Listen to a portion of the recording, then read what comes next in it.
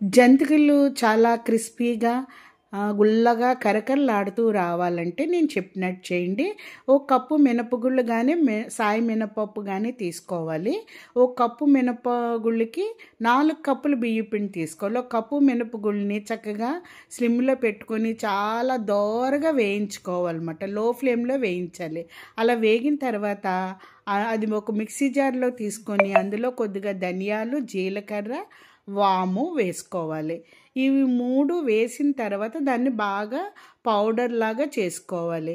మనం ఇక్కడ ఏం చేస్తున్నామంటే ఒక కప్పు మినపగుళ్ళకి 4 కప్పులు బియ్యం పిండి వేస్తున్నాము. ఆ మినపగుళ్ళు పొడిని ఇందులో వేసేసుకొని అందులో నువ్వులు, కొద్దిగా పసుపు, కారం, ఉప్పు వేసి బాగా కలుపుకున్న తర్వాత ఒక గరిటెడు నూనె కాసి అందులో వేసుకొని బాగా కలిపి ఇలా ముద్ద అయ్యేలా చూసుకోవాలి.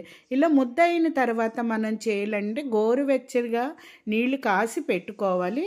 నీళ్లు గోరువెచ్చగా ఉన్నప్పుడు ఈ పిండిలో వేసి చక్కగా ముద్దలాగా కలుపుకోవాలన్నమాట. అలా కలుపుకున్న తర్వాత జంతికల గొట్టంలో వేసి పెనంలో ఆయిల్ హీట్ ఎక్కిన తర్వాత చక్కగా జంతికగా మనం ఇలా చుట్టు వేసుకోవాలి. ఇలా పెద్ద ఎంత సైజు జంతిక కాల్స్తే అంత చేసుకోవచ్చు.